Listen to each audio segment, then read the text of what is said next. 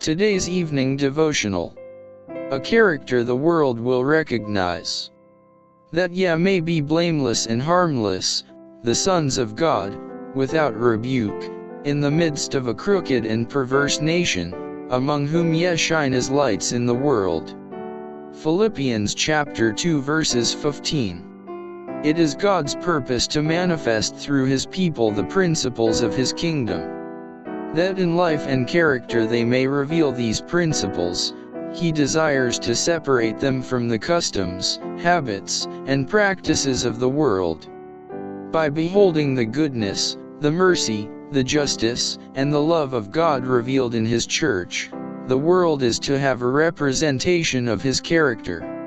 And when the law of God is thus exemplified in the life, even the world will recognize the superiority of those who love and fear and serve God above every other people in the world.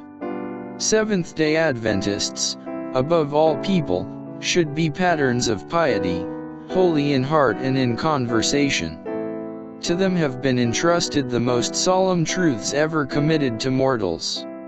Every endowment of grace and power and efficiency has been liberally provided.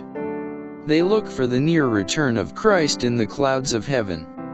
For them to give to the world the impression that their faith is not a dominating power in their lives is greatly to dishonor God.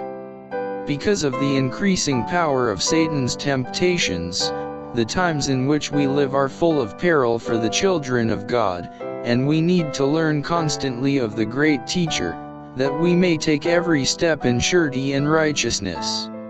Wonderful scenes are opening before us, and at this time a living testimony is to be born in the lives of God's professed people, so that the world may see that in this age, when evil reigns on every side, there is yet a people who are laying aside their will and are seeking to do God's will, a people in whose hearts and lives God's law is written. Their thoughts are to be pure, their words noble and uplifting. The religion of Christ is to be interwoven with all that they do and say. They are to be a sanctified, purified, holy people, communicating light to all with whom they come in contact.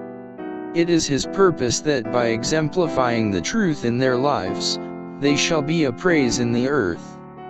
The grace of Christ is sufficient to bring this about.